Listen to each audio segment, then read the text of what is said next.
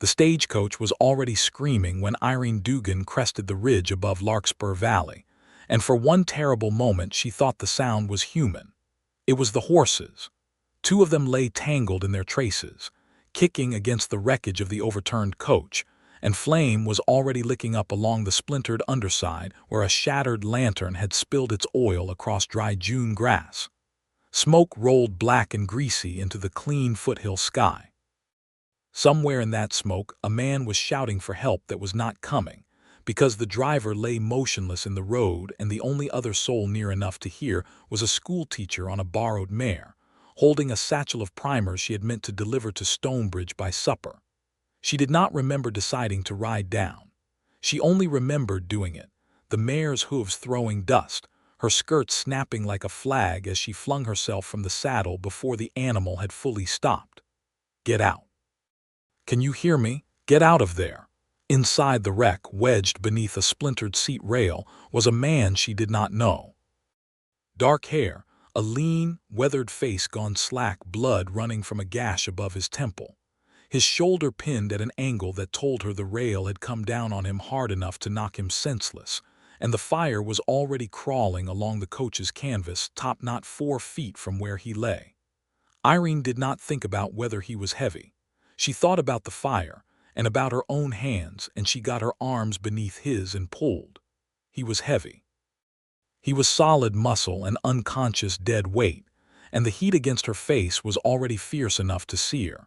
And somewhere behind her one of the horses screamed again, and she pulled anyway, dragging him a foot, 2 feet, her boot heels slipping in the dirt, until the rail that had trapped him gave way with a crack and she went sprawling backward into the road with him half across her lap. She did not stop to feel triumphant. She got her shoulder under his good arm and hauled him another 20 feet clear, and then another 20 for good measure, before her knees gave out and she sat down hard in the dirt beside him, chest heaving, watching the coach collapse into itself in a roar of orange and black not far from where they had been a moment before. There was a strongbox on the ground near the wreckage, thrown clear in the overturn, its lid sprung. Papers had scattered across the road, some already curling and blackening at the edges where sparks had reached them. Irene, still gasping, crawled to gather what she could before the fire took the rest, stuffing scorched pages and a half-burned ledger into her satchel without reading them, thinking only that someone would want them, that nothing that had been worth locking in iron should be left to ash. Only then did she turn back to the man. He was breathing. That was the first mercy.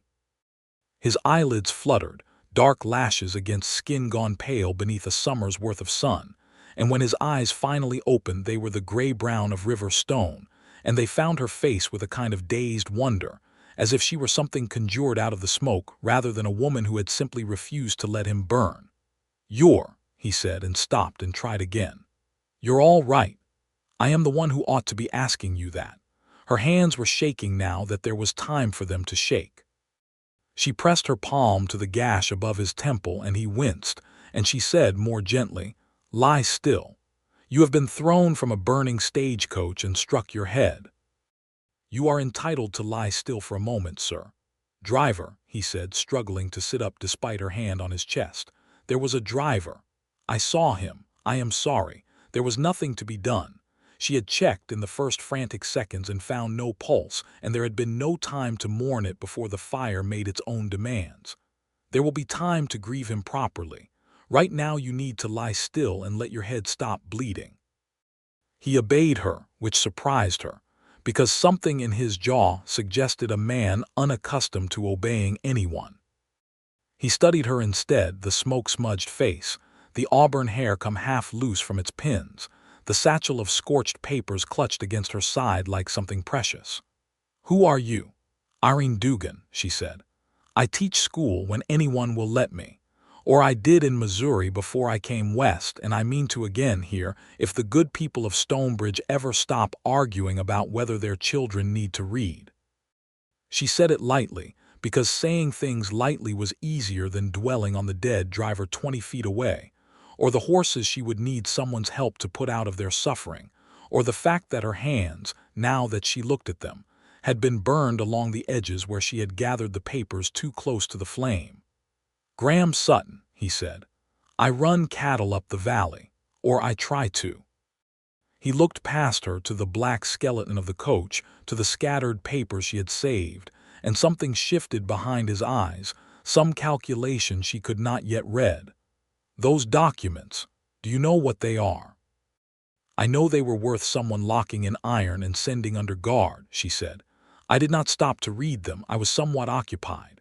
For the first time the corner of his mouth moved, not quite a smile, but its shy cousin. "I owe you my life, Miss Dugan."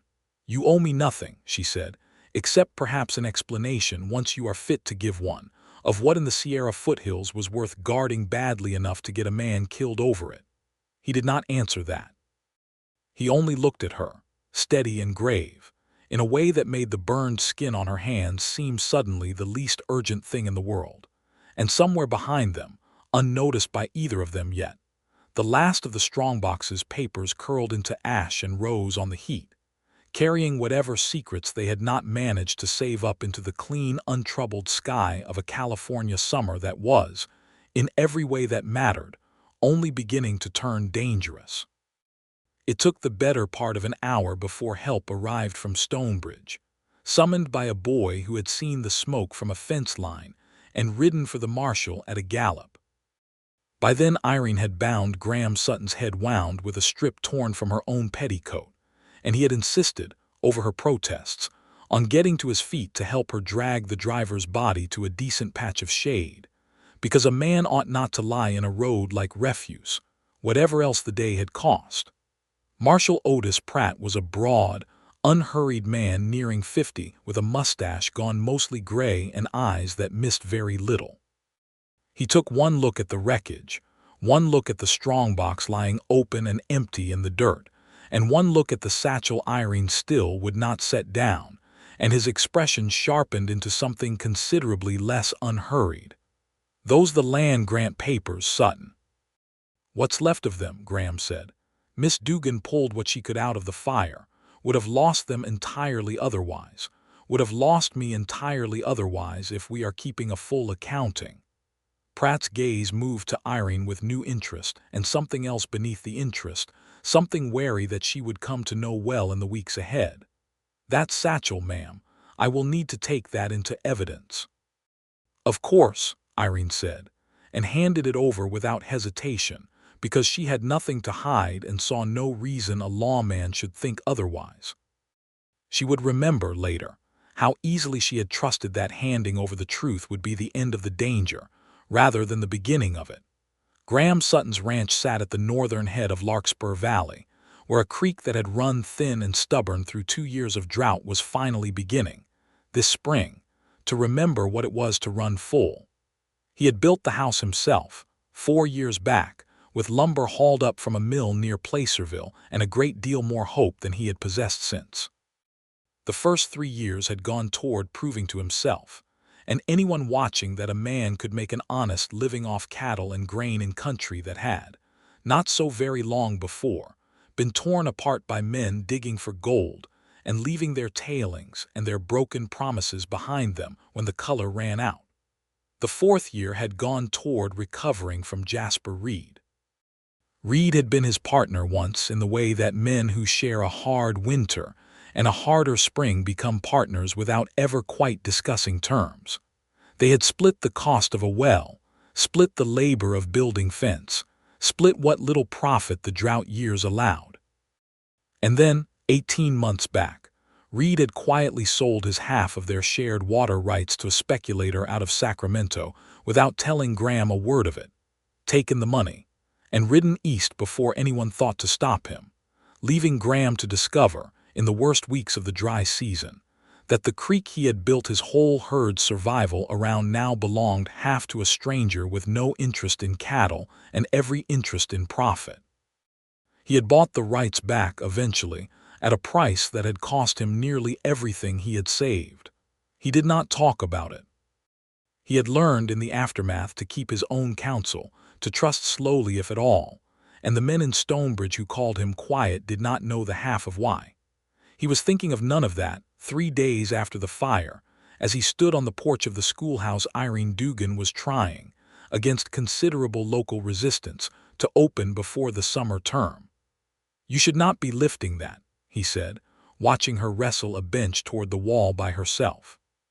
"You should not be standing on that leg," she returned without looking up. "And yet here we both are, doing precisely what we ought not." He came down the steps anyway and took the other end of the bench, and between them they set it where she wanted it, and she straightened, blowing a loose strand of hair off her face, and looked at him properly for the first time since the road. The bruise above his temple had faded to yellow-green. He moved a little stiff on his right side still, favoring the shoulder the seat rail had crushed. But he was, she noted with the detachment of a woman determined not to notice such things, considerably more handsome, upright, and unburned than he had been unconscious and on fire, which she supposed was true of most men. "I came to say thank you properly," he said. "I do not believe I managed it that first day. I was somewhat occupied myself, as I recall someone once put it to me." "You are welcome," she said, "though I would rather you spend your gratitude helping me hang this door before the wind takes it than in speeches. I have had quite enough speeches this week." He raised an eyebrow, and she found herself explaining before he had even asked, the words coming out faster than she meant them to. The town council meeting 2 nights past, where 3 men had stood up in turn to argue that a schoolhouse in Larkspur Valley was an extravagance the valley could not afford, that children were better used minding stock and gardens than letters, that a young unmarried woman teaching was, in any case, an invitation to trouble the valley did not need. "They are wrong," Graham said when she finished, with a flatness that left no room for argument. "I know they are wrong, knowing it does not hang the door." He picked up the door. They worked through the afternoon in easy, unhurried company, and Irene found, somewhat to her own surprise, that Graham Sutton's silences were not the awkward kind. He did not fill quiet with nervous talk, the way some men did around a woman they wished to impress, nor did he retreat into it sullenly, the way others did when they had nothing worth saying. He simply worked, steady and careful, and when he did speak it was because the thing he said was worth the breath it cost him. "Your hands," he said once, catching her wrist as she reached for a nail. The burns along her palms had scabbed over, pink and tender still. "Those ought to have been tended better than they were." "They are tended well enough. They are tended by a woman too stubborn to sit still long enough to heal properly," he said, but he said it gently, and he did not let go of her wrist right away, and something in the warmth of his hand against the burned skin of hers made her breath catch in a way that had nothing at all to do with the day's exertions. "You are one to speak of stubbornness," she said, when she trusted her voice again, "given that you were on your feet not 4 hours after a coach fell on you." "I had reason to be on my feet."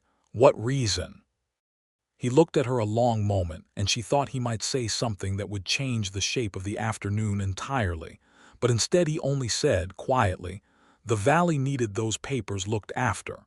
Somebody had to see to it." It was not, she would realize later, an answer to the question she had asked. It was an answer to a different question, one he had not yet worked up the courage to let himself ask himself. The papers in question, what remained of them, sat now in a locked drawer in Marshal Pratt's office, and it was there, 4 days after the fire, that Graham found himself summoned. "Sit down, Sutton." Pratt did not look up from the ledger fragment spread on his desk, its edges black and curling, ink smeared where fire and water had both had their say. "You know what this is? Land grant records. Original Mexican-era claims before the State Land Commission got hold of them for confirmation. The Valley families sent them down with the stage so the Commission's office in Sacramento could certify true copies and put them beyond dispute. Graham had helped organize the sending of them himself, at the request of half a dozen families, his own included, who had grown uneasy watching how many strangers with fine coats and Sacramento lawyers had been riding through the foothills these past 2 years, buying up mining claims gone bust, and eyeing the good grazing land beside them with considerably more interest than the exhausted gold country warranted. You know a company called Sierra Pacific Land and Improvement. I know of it. Cornelius Vane's outfit. Buys up abandoned claims, files improvement papers, sells parcels to Easterners who have never seen the land they are buying. I have had 2 of his men come around the ridge this spring asking would I sell. Did you? I did not. It is not for sale. Pratt nodded slowly, and there was something careful in the way he set down his pen. Vane's lawyer come to see me yesterday. Says his company holds deed to near on half this valley, dated back before the war with Mexico, filed proper with the Land Commission 2 years back. Says the fire on the road was an accident, a lantern knocked loose in the overturn, nothing more. But he also says, and here Pratt's eyes came up to meet Graham's, steady and unhappy, he has a witness places Miss Dugan at that wreck before the fire started. Not after, before. Says she was seen carrying a lit lantern near the coach minutes before it went up. The words landed in Graham's chest like a dropped stone. That is a lie. Might be, might not be. I am not accusing the woman of anything yet, Sutton. I am telling you what is being said, because you were there and because you are the only man in this county who can track a horse's shoe print through solid rock, and because I would rather you find out the truth of this before some fool jury does it for us with half the facts and all of Vane's money whispering in their ears. Pratt leaned back. I am deputizing you, temporary, to look into the ambush and the fire both. Find out who was on that road. Find out what really happened to that strongbox, because Vane's lawyer is mighty keen for everyone to believe the fire was an accident, and mighty keen, likewise, for everyone to believe Miss Dugan said it herself, and I do not see how both those things can be true at once, and neither, I think, do you. Graham sat very still. You are asking me to investigate a woman who pulled me out of a burning coach with her own 2 hands. I am asking you to find the truth, whatever it is. If it clears her, it clears her, and God knows I would rather it did. But you cannot go soft on this because you are grateful to her, Sutton, any more than you can go hard on her because Vane's got money enough to make trouble for anybody who crosses him. I need this done straight, or I would not be asking a rancher to do a lawman's work. I will do it straight, Graham said, and meant it, and did not yet know how much that promise would cost him. He rode out to the site of the ambush that same afternoon alone, and spent 3 hours reading the ground the way another man might read a letter. There had been 4 horses, not 2. He found their tracks well off the road, in a stand of manzanita where a man might wait unseen for a stage to come round the bend. He found, further on, a place where someone had strung a rope low across the road at dusk, high enough to catch a coach wheel and low enough to be missed by lantern light, and cut away hastily afterward, the fibers still pale and fresh where they had been sliced rather than worn through by use. He found, near where the coach had gone into its final overturn, a boot print pressed deep into softer ground beneath an oak, a print that did not match the driver's boots nor his own, made by a man who had stood there some time, watching, before the fire took hold. He found no trace, anywhere, of a woman's tracks arriving before the wreck. Only after. Only from the direction of the schoolhouse road, which was exactly the direction Irene Dugan had told everyone from the first hour that she had come. The witness was lying. The only question that remained was who had paid him to. He rode back to Stonebridge with the sun going long and gold across the foothills, and found Irene on the schoolhouse steps with a hammer in one hand and Eli Marsh, 10 years old and solemn as a judge, sitting beside her with a slate balanced on his knees. Mr. Sutton. Eli said it with the particular gravity of a boy who had decided, on his own authority, that Graham Sutton was a person of consequence. Miss Dugan says you tracked bank robbers once out past Sonora. Once or twice, Graham allowed, dismounting. Was it dangerous? Some. He looked at Irene over the boy's head. Might I speak with you a moment, Miss Dugan? She read something in his face and set the hammer down at once, sending Eli off with a gentle instruction to see whether Widow Hastings' supper needed carrying. And when the boy had scampered off, she turned back to Graham with her chin already lifting, braced for whatever he had come to say. "Someone is claiming they saw you with a lantern near the coach before the fire," he said, because he had decided, riding back, that there was no kind way to say it and that she deserved the truth plain rather than softened. Vane's lawyer brought a witness to Pratt. "I do not believe it. I rode the ground myself this afternoon, and there is no track of yours anywhere near that wreck before it burned. But I wanted you to hear it from me before you heard it as town gossip." She went very pale and then very still in a way that frightened him more than tears would have. "They mean to say I said it. They mean to say something. I do not yet know all of what, or why, though I have some notion it has to do with those land papers you pulled clear of the fire, and a company that would very much like this valley's claims to stay confused rather than confirmed. And you," her voice had gone careful, testing, "Pratt has set you to look into it. He has. Then you are meant to be finding out whether I am guilty." "I am meant to be finding out the truth," Graham said. "I already know a good part of it. I know you rode in from the schoolhouse road, not from ahead of the wreck. I know the man who left that boot print under the oak was not you, unless you have taken to wearing a size 11 boot and standing about watching fires instead of fighting them, which I have seen no evidence of in the whole time I have known you." He paused, and something in his own chest ached at what he said next, though he could not have said why it cost him so much to admit it plainly. "I do not need to finish my investigation to know you are not the sort of woman who burns anything down, Miss Dugan. I have watched you build a schoolhouse with your own hands for people who do not want it. I trust that more than I trust any lawyer Vane can send from Sacramento." Something in her face broke open then, not into tears but into something rawer, a kind of relief so complete it looked almost like pain. "Thank you," she said low. "You do not know what it means to be believed when half the town has already decided otherwise before a word of evidence is spoken." "I know something of it," he said, and did not elaborate, and she did not press him, and they stood a moment in the long gold light with the schoolhouse behind them, closer together than either of them had quite noticed happening, until Eli's voice came calling from down the road that Widow Hastings said thank you kindly and had sent back a pie, and the moment folded itself away into the ordinary business of the evening, though neither of them forgot it.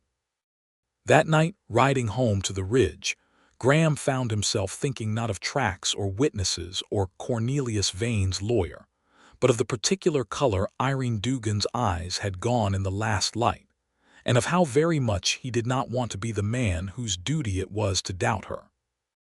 The weeks that followed carried the valley deeper into summer, the hills gone gold-brown and dry beneath a sky so clear it seemed to have forgotten it had ever held clouds, and carried Graham and Irene, by slow and careful degrees, deeper into each other's company. He came by the schoolhouse 3, sometimes 4 evenings a week, ostensibly to continue his investigation, and in truth because he could no longer make himself pretend otherwise. He mended the roof where a windstorm had lifted shingles.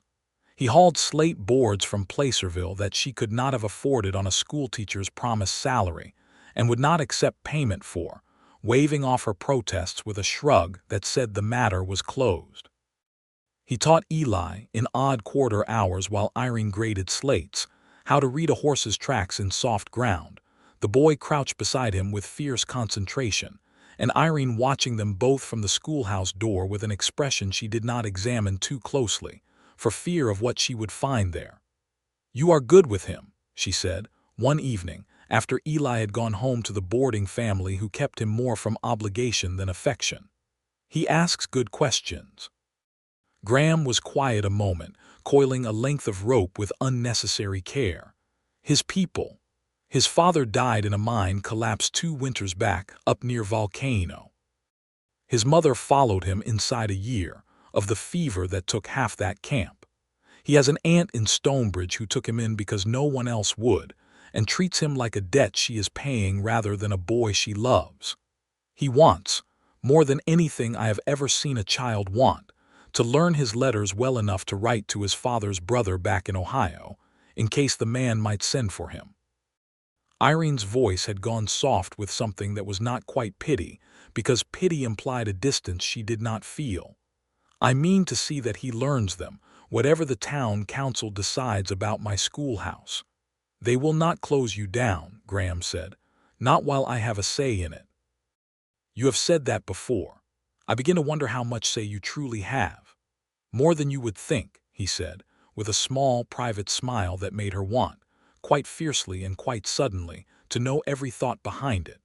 It was on one such evening, with the light gone long and rose gold, and the valley settling into the particular hush of a foothill dusk, that Graham first did the thing that would come, in time, to mean more than either of them could have guessed on that ordinary summer night.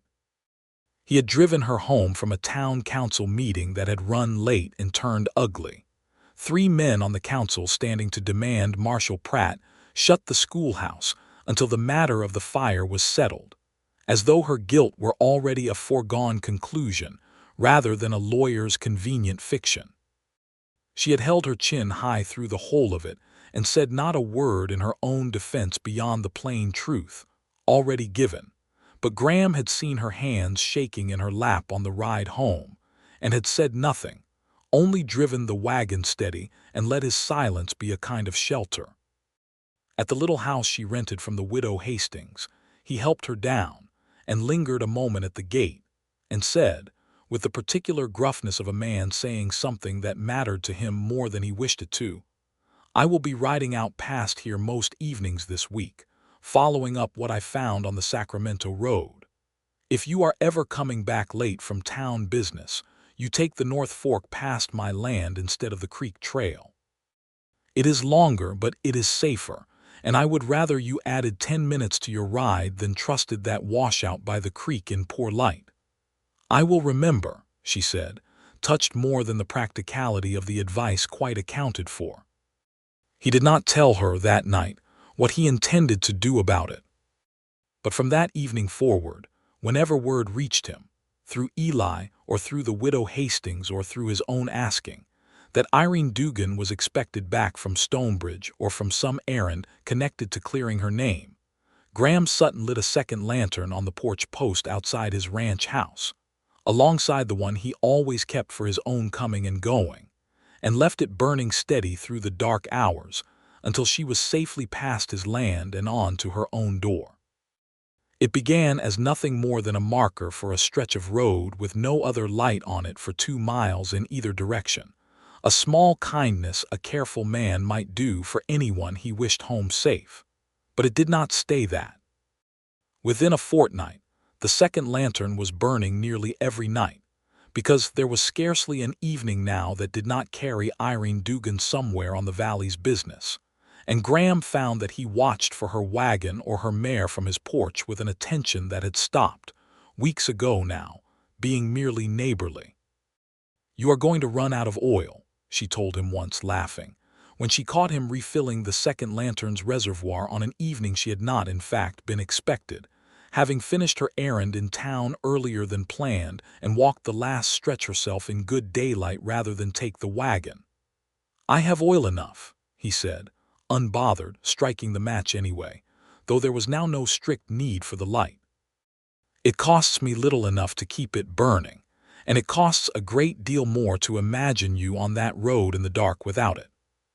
She did not have an answer for that, not one she trusted her voice to carry steadily, and so she said nothing, and only watched the small flame catch and hold inside its glass, warm and constant against the coming dark, and understood, with a lurch somewhere beneath her ribs, that she had come to depend on that second light in a way that went considerably beyond convenience.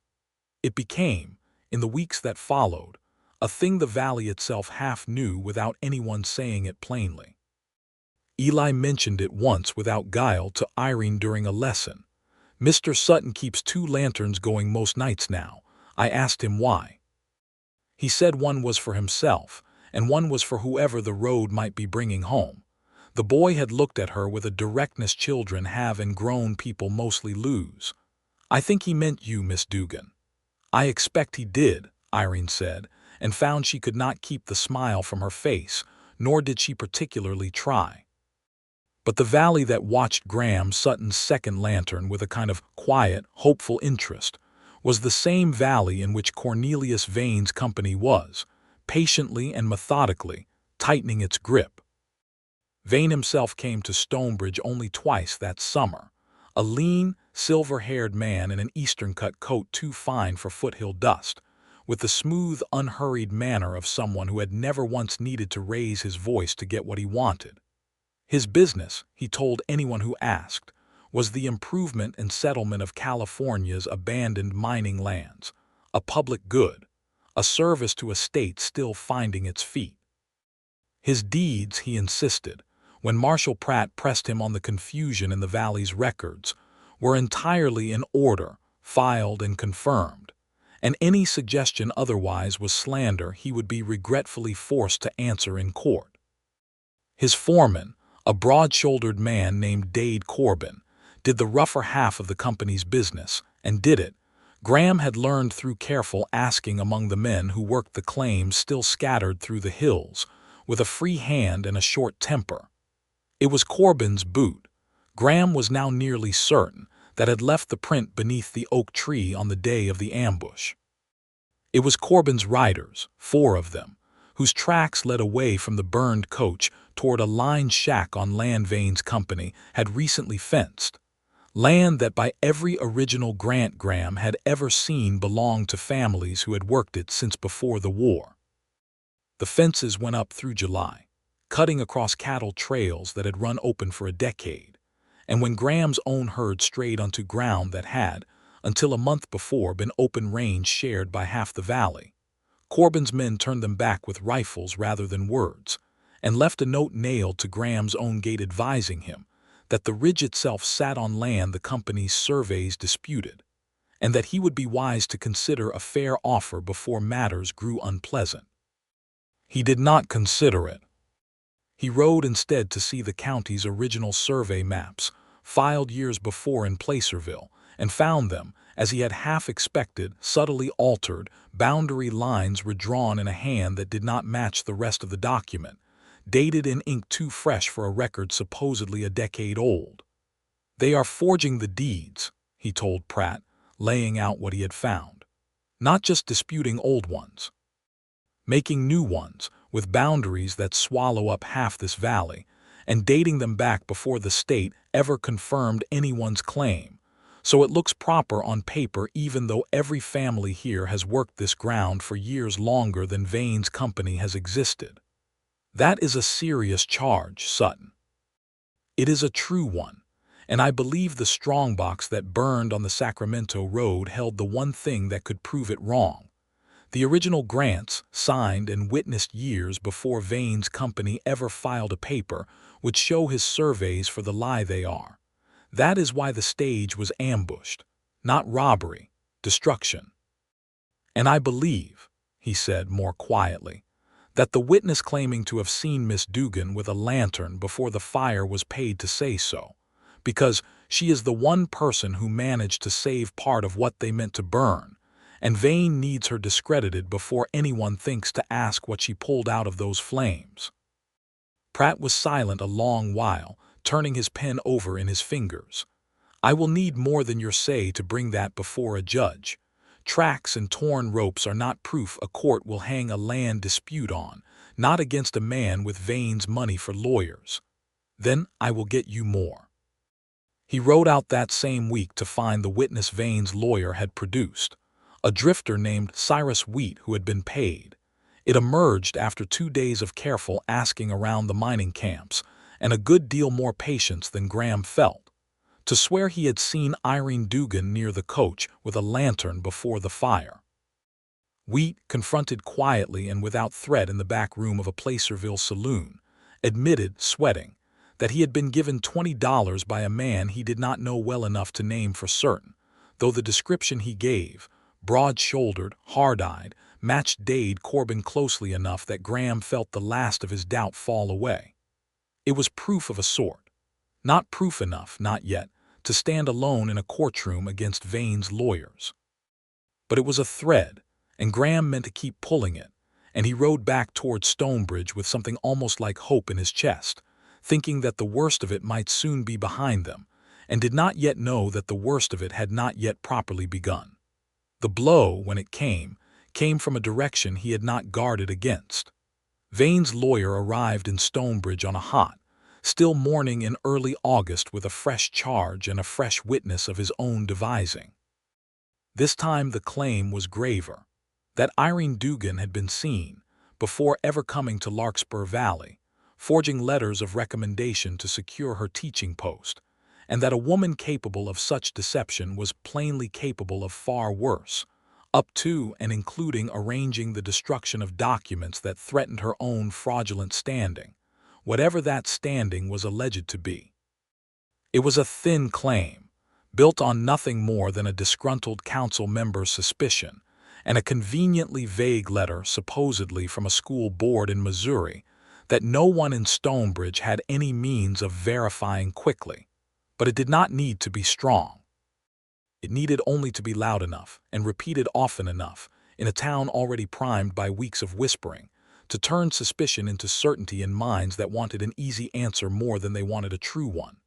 Marshal Pratt, caught between a duty he took seriously and a town council now baying for action, was left with little room to maneuver.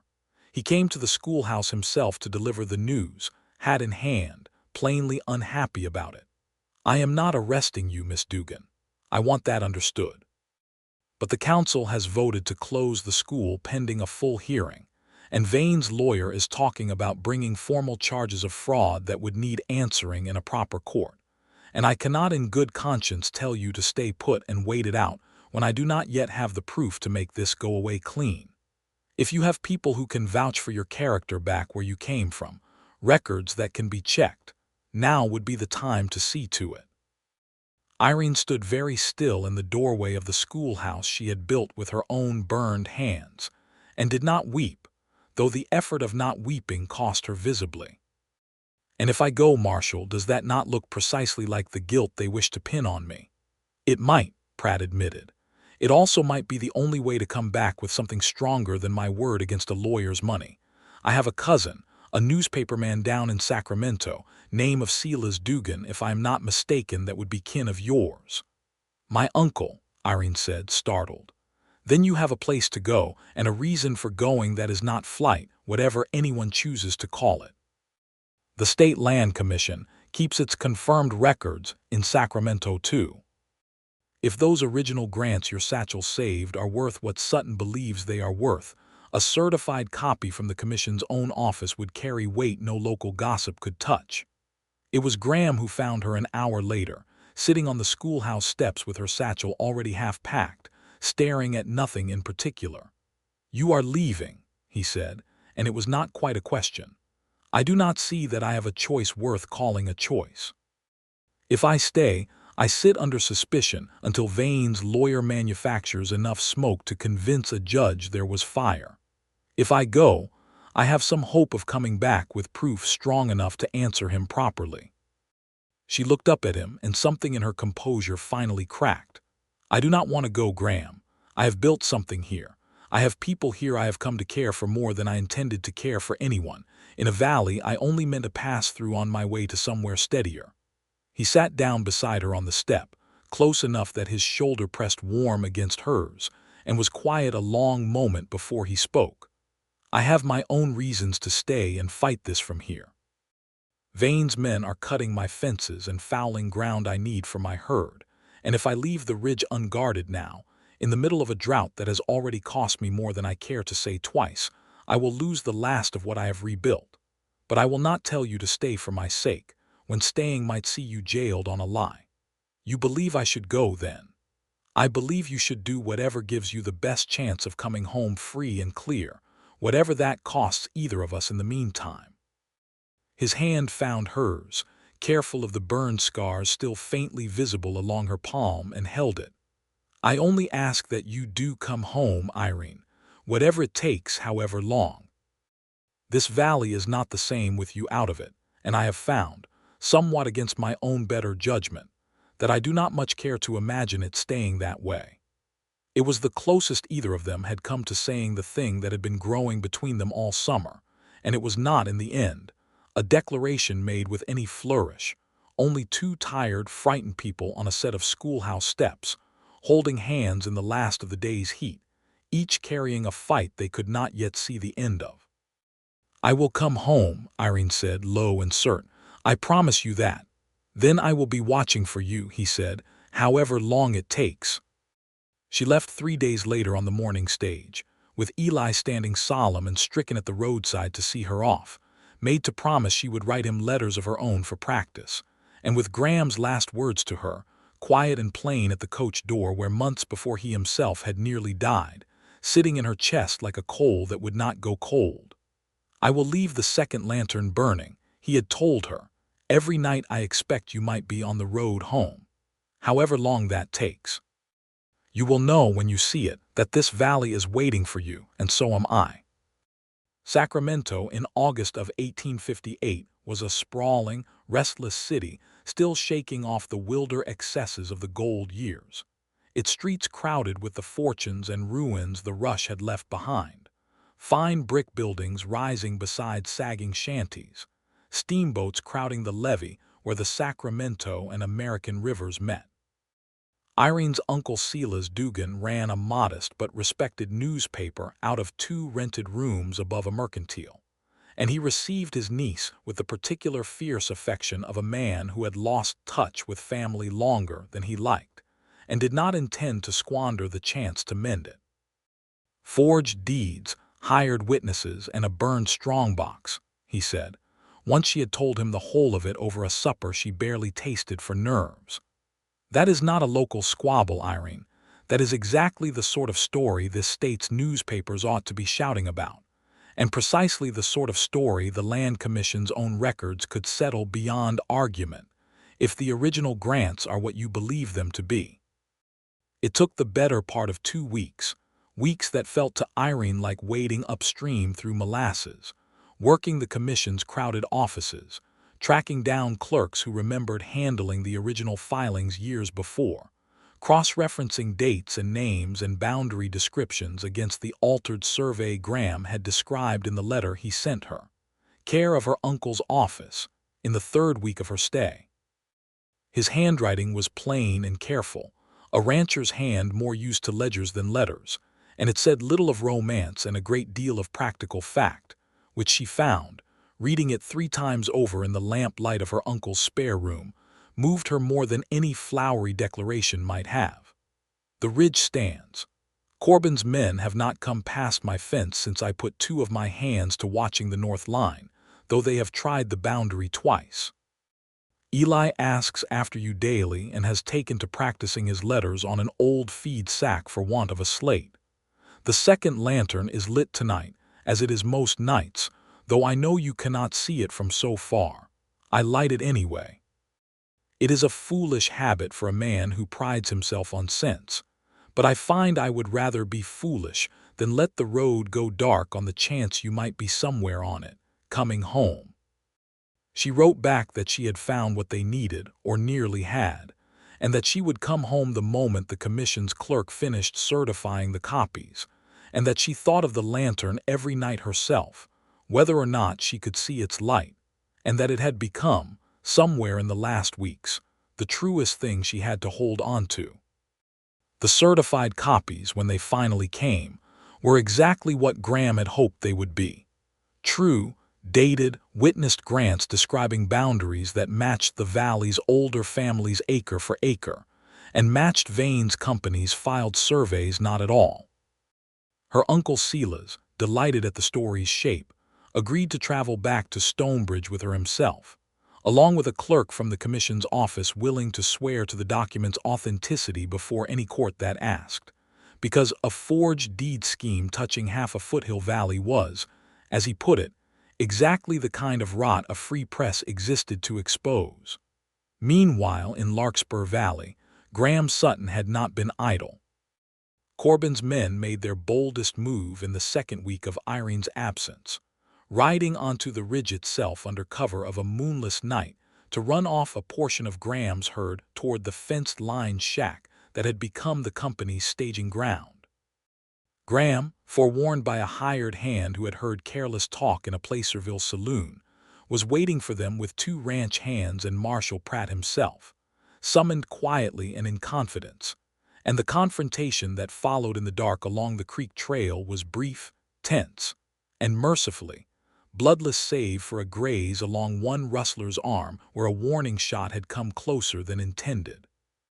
They took two of Corbin's riders that night, young men more frightened than dangerous once caught, and one of them offered leniency in exchange for honesty, admitted under Pratt's questioning that Corbin had led the ambush on the Sacramento road himself, that the rope strung across the coach path had been his idea, that the fire had started when the lantern the driver carried was deliberately smashed against the coach's underside in the confusion of the overturn, meant to ensure the strongbox and everything in it burned to nothing. He named Vane, hesitantly at first, and then with the relief of a man glad to set down a heavy secret, as the man who had ordered the whole scheme, desperate to keep his forged surveys from ever being tested against the originals.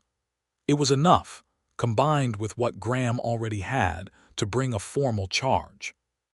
Pratt rode to Sacramento himself to secure a judge's order compelling Vane and his company to answer the charges in open court in Stonebridge. And it was there, in the crowded little courthouse that served as the whole county's seat of justice, that every thread of the summer finally came together. Irene arrived back in the valley on the evening before the hearing, 3 days ahead of what her last letter had promised, the stage having made better time than expected along a road finally graded dry and firm after weeks without rain.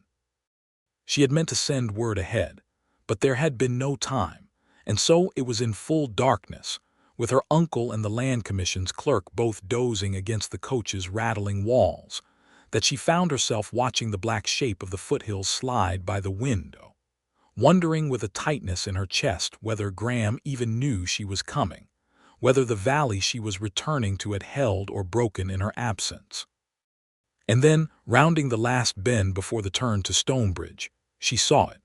2 small, steady flames burning side by side on the porch post of the Sutton Ranch house, gold and warm against the vast dark of the unlit valley, visible for nearly a mile down the empty road, the only light for miles that had not gone to sleep with the sun. She had known, in some rational corner of her mind, that he had kept his promise. His letters had told her so. But there was a difference between knowing a thing and seeing it, seeing that small proof of faith burning steady in a dark and dangerous world, kept alight night after night by a man who had no way of knowing which night, out of so many, would be the one that finally brought her home. She was crying before she quite realized it, and did not try to stop. "Stop the coach," she said, and when the driver, startled, did not immediately obey, said it again, louder, until he drew the horses up along the empty road within sight of that double light. "I will walk the rest," she told her bewildered uncle. "It is not far, and there is somewhere I need to be tonight before anything else." She left her trunk to be carried on into town and walked the last half-mile up the dark road alone, guided by nothing but starlight and the growing warmth of that second lantern, until she came at last to the gate of the ridge, and found Graham Sutton sitting on his own porch step in his shirt-sleeves. As he had sat, she would learn, most nights that summer, simply watching the road, waiting for a light of his own that had nothing to do with any lantern. He was on his feet before she had cleared the gate, and whatever careful, measured words either of them might have planned for this moment dissolved entirely the instant their eyes met across the yard. He crossed the distance between them in a few long strides, and she went to him without hesitation, and when his arms closed around her she felt, for the first time in weeks, entirely, finally safe. "You came home," he said, into her hair, his voice rough with something he did not try to hide. "I told you I would. You are early. I had thought I would be watching this road another 3 nights at least." "I could not wait 3 more nights," she said, and pulled back just far enough to look up at him, at the face she had carried in memory through every mile of the journey back, and found her hand rising, unbidden, to touch the faint scar above his temple where the wound from the coach had healed. "I saw your lantern from half a mile off, Graham, both of them burning. I have thought of little else the whole way home." "I told you I would leave it burning," he said, Every night you might be on the road back." I did not say it lightly. I know that now, her voice caught. I do not think I understood until I saw it tonight quite how much you meant by it. He looked down at her for a long moment, searching her face with an intensity that made her breath come short. And then, slowly, as if giving himself permission for something he had wanted for a very long time and denied himself out of caution, he lowered his head and kissed her. It was not a hesitant kiss. Whatever careful distance either of them had maintained through a summer of danger and duty and doubt fell away entirely in that first meeting of mouths, and Irene found herself rising into it without a moment's reservation, her hands fisting in the front of his shirt, his arms tightening around her waist as though he meant never to let the road take her from him again. When they finally broke apart, both breathing unsteadily, he rested his forehead against hers and let out a low, shaken laugh. "I have wanted to do that since the day you dragged me out of that fire," he admitted. "I told myself it was gratitude I felt. It took me a good deal longer than it should have to admit it was never only that." "I have known what I felt for some weeks now," she said, smiling despite the tears still drying on her cheeks. "I simply did not know if a rancher rebuilding his whole life from nothing had room in it for a schoolteacher the whole valley half believed was a criminal." "There is room," he said, low and certain, "for nothing else, Irene Dugan. I have known that for longer than I let myself say." They stood together a long while under the light of the two lanterns, saying little more, needing little more, until at last Irene remembered her uncle waiting somewhere down the road and the hearing that would decide the valley's fate the following morning, and reluctantly stepped back from the shelter of Graham's arms. "Tomorrow," she said, "we finish this properly." "Tomorrow," he agreed, and walked her the rest of the way into Stonebridge himself, one lantern carried between them, the other left burning behind on the porch post, a small steady light kept faithfully alight through the last dark hours of a night that would, by morning, change everything. The Stonebridge courthouse was a modest frame building that had been raised in the flush years of the gold rush and never properly finished, its clapboard sides still unpainted on the north face. But on the morning of the hearing it filled to its rafters with more people than it had likely ever held. Valley families and townsfolk and curious miners all crowded onto benches or standing along the back wall, drawn by weeks of rumor finally come to a head. Cornelius Vane sat at the front with two lawyers in fine coats, composed and unhurried as ever, though Irene, watching from across the aisle beside her uncle and Graham, thought she caught, once or twice, a flicker of something less than confidence pass across his smooth features as he took in the crowd, and the judge, and the stack of documents Silas Dugan and the Land Commission's clerk had carried in with them. The judge, a stern circuit rider named Aldous Fenwick, who traveled the foothill counties on a schedule that brought him through Stonebridge perhaps 4 times a year, called the proceedings to order with a brisk rap of his gavel and little patience for theater. Vane's lawyer opened with the company's claim, laid out with practiced smoothness. Original Mexican-era grants confirmed and duly filed, boundaries surveyed and recorded.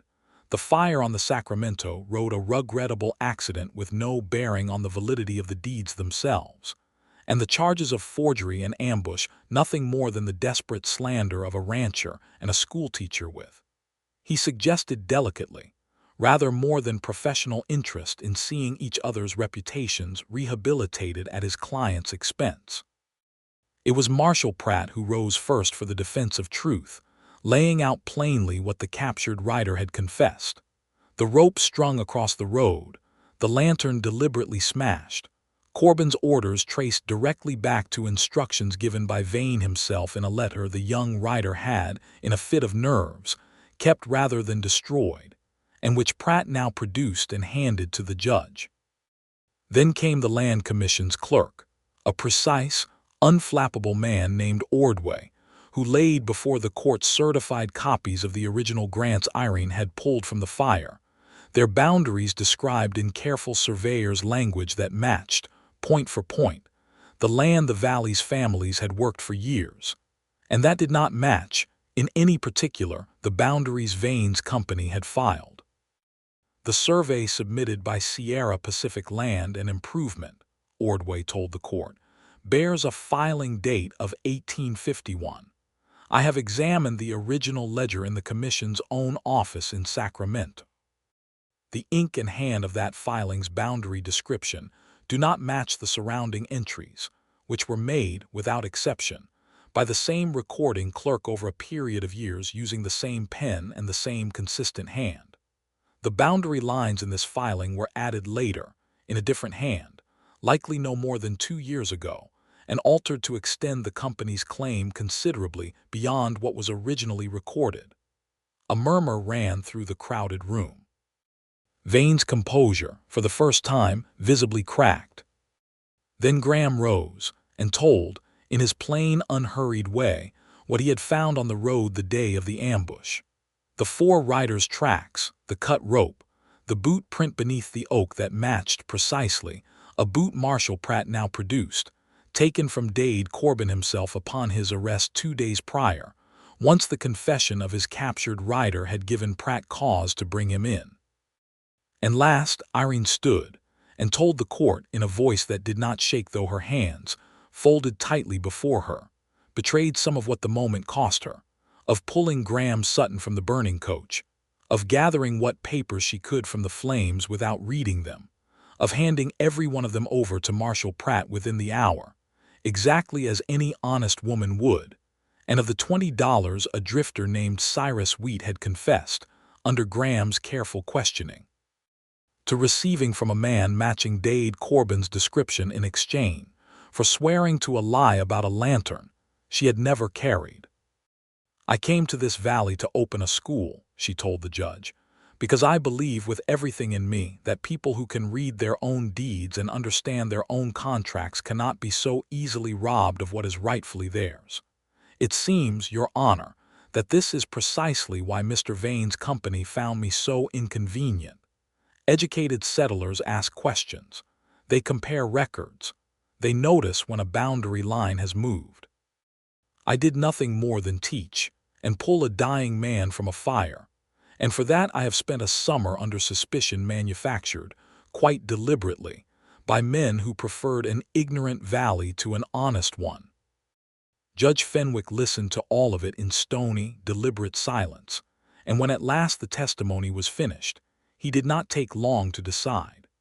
The court finds the surveys and filings of the Sierra Pacific Land and Improvement Company to be fraudulent, altered after the fact to extend claims beyond their legitimate boundary, and finds further that the fire on the Sacramento Road was no accident but deliberate arson committed in furtherance of that fraud.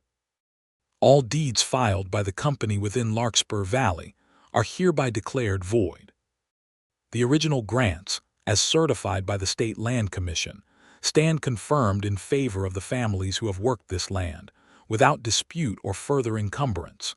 He turned a hard eye on Vane, whose lawyers had already begun murmuring urgently between themselves.